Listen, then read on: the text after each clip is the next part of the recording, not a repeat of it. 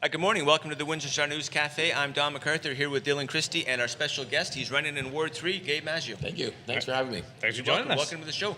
So, man, you were right out of the gate. On the first day, you went into City Hall. You said, I'm running for Ward 3. So why do you want it so badly, and how's it been going? Well, I came out early because, no political games. Just wanted to come out and say, hey, I'm dedicated to the ward. Let's get on the road. I'm committed. No political games. For why I want it. About 30 months ago, my wife turned to me and said, it's time. And your wife's got to be behind you, right? Oh, yeah. Number 1%. Behind every great man is an even greater woman. That decision could be made unless my wife was right behind me, and she's the one. It's always been in the back of my mind, back and forth over the years. But however, my kids were still young, so it was, as I saw the city declines after 2004, it came around where the next election came around. My kids were still too young, so I said, it started to tickle in the back of my head, and then when she turned to me and said, I think it's time, she gave me the green light. Wonder if she regrets it now.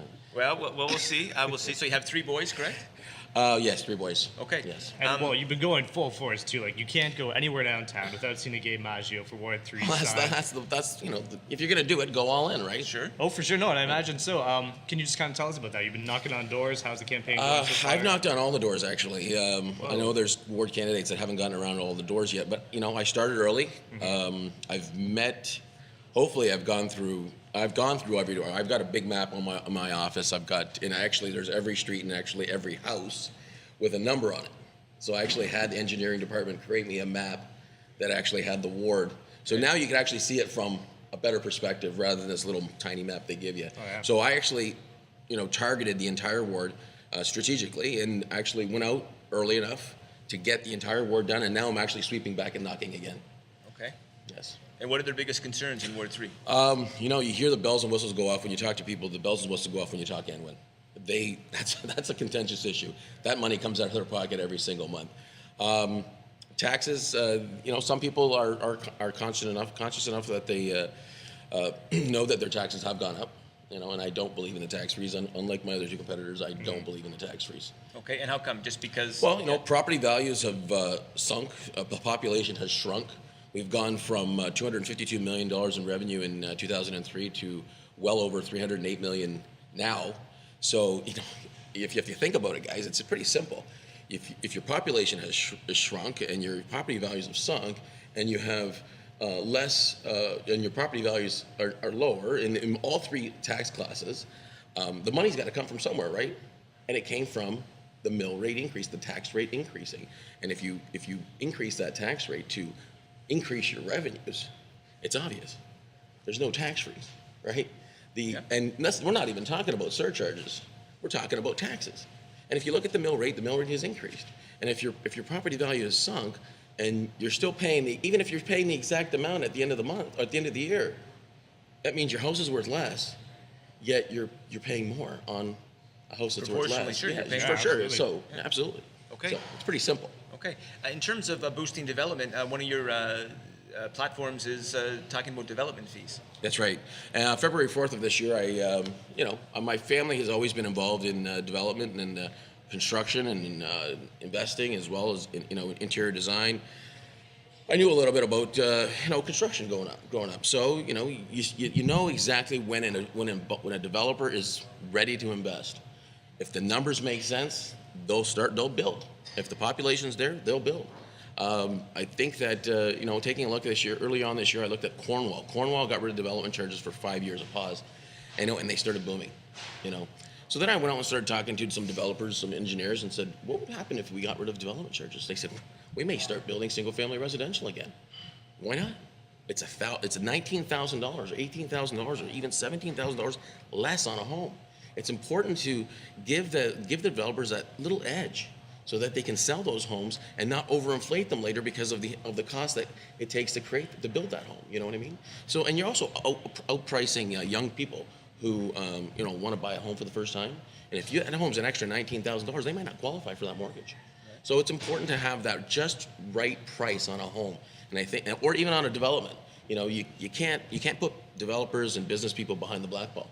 You have to give them that environment to thrive. Can you point out it's done in Cornwall? Leamington's Now doing Leamington's in the wake doing it, of the high absolutely, school yes. culture? It's actually great. I think, I was speaking with John Patterson, and he says, I think it's a great idea, and I think it's going to help Leamington.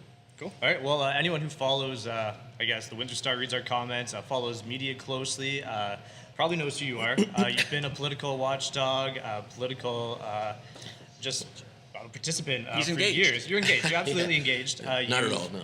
I think you led a NWIN tour at one point, just to get information out there. You were part of that. Oh, yeah, I did some work on the N1 file. I was the one who filed the code of conduct complaint. Yes. Yeah. Excellent. So you've always been involved. A lot of the issues that you tackle on your website too do seem to be citywide issues. Bringing it back to Ward 3, what do you see that needs to be done for downtown, for the neighborhood surrounding it? Any Ward 3 specific issues that you would like to Well, like tackle? the little micro issues that happen in the ward. I know I just spoke with a guy yesterday. His basement flooded 4 times. The alleyways are no longer taken care of. There needs to be an alleyway program. I'd like to see, we're in the in technology age, right? Where we have LED lights that are sold. We can have solar LED lights as well. Let's shed some light in the alleyways. Our alleyways downtown are actually our streets. I live on Victoria Avenue. Our alleys are access to our garages, right? So those are, the new model of suburbia where there's no alleyways is great, but you can't forget about the people downtown in the core, Ward 2 as well as Ward 4, who have alleyways. There's many kilometers of alleyways. We need to keep the alleyways, give them some civic pride, keep them clean. These are people pay taxes to have these areas. I'd like to see some LED lights and solar lights on those hydro poles back there. I think that would shed some light on the subject, keep people out of the alleys, maybe reduce the crime, the blight, and maybe people start taking care of them, as well as maybe the city should step in and maybe have like a city citizen partnership in taking care of those alleys. But right now the city's not doing anything back there, and I think people are a little bit perturbed. Yeah. Okay. You got some big ticket endorsements on your website. Kyle Reed, the world famous biggest Windsor Spitfire fan. Yeah. No bigger than him. Yeah, he wants you in City Hall to shake things up. And of course, Louis Sleeman from Elias Deli. He says you're one of the most honest, down to earth guys. I am. Yeah, I think so. So those are two pretty good endorsements. I think so. I think they're great people. I think Kyle is the. He's a great representative for Windsor sports. There's no other guy that is at a spit game that paints himself up every color in the world and screams as loud as he can. That's the guy, For sure. And labor too, right?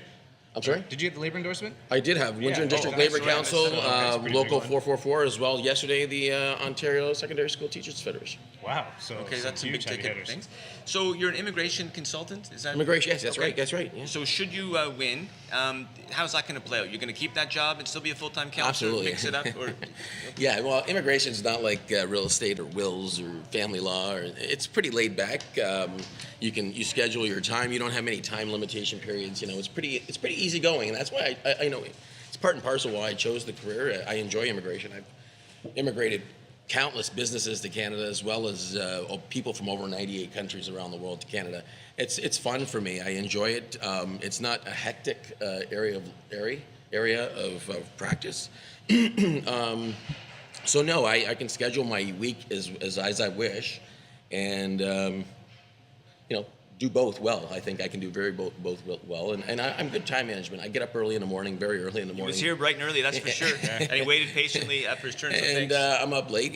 That's when you have 3 kids, and they trained you for the last 12 years to sleep on the go. You pretty well know how to manage your time. Okay. One of the other big things is like a code of conduct. There's already all sorts of things on the books. What do you want to see sort of made more stringent? I'd like to see the loopholes closed in the code of conduct, in our counselors' code of conduct. I'd like to see more accountability, more transparency, more oversight on counselors' conduct during their day. If someone purchases them a lunch, it's got to be documented, right? We want to know who's buying who. And I think it's important. It may sound trivial to some people, but I think it's important. I think that every expenditure has to be documented. And you know what? No more credit cards. If there's credit cards out there, no more credits. Put it on your own credit card. And you know what? At the end of the month, someone actually looks at that expense. expense. You know what I mean? Sure. No going to Chicago. I use my own. I have to take a bunch of business trips, and I use my own card, and then it kind of why sucks. not? But I get Exactly. it's a gift when you get it back. Well, you pay attention to when you're spending money, Sure. too, right? Exactly. Yeah, no, it makes a lot of sense. I think we need to pay attention around. Okay, not a bad idea. Certainly at the library. And in terms of town halls, that sort of thing, would you like to see more of those to engage with the citizens? I think town halls are important. Absolutely.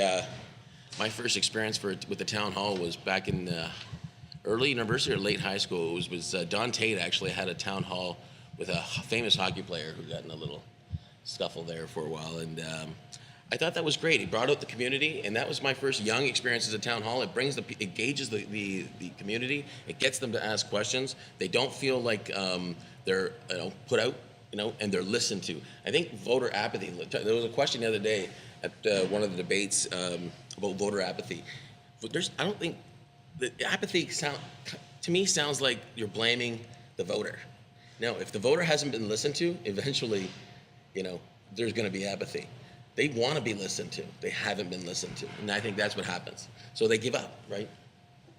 Excellent. All right, well, just closing statements. Is there anything else that you want to say to the voters, to the people of Ward 3? Who is Gabe Maggio, and why should they vote for you? Well, I'm Gabe Maggio. I think most people recognize me out there. I'm the one with green signs. I'm passionate. I registered early on. You can go on my website, check me out. If you don't know about me, I will be at your door. It's just a matter of time. I'm sweeping back through the ward. I'll get there.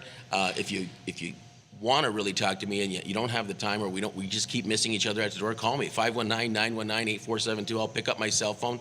It might go into voicemail, but I'll get back to you. I'll say, see the number that comes up, I'll call you back. I want to get to know you. I will continue to get to know you. Even if I get elected, I'm going to come back around. I have this plan.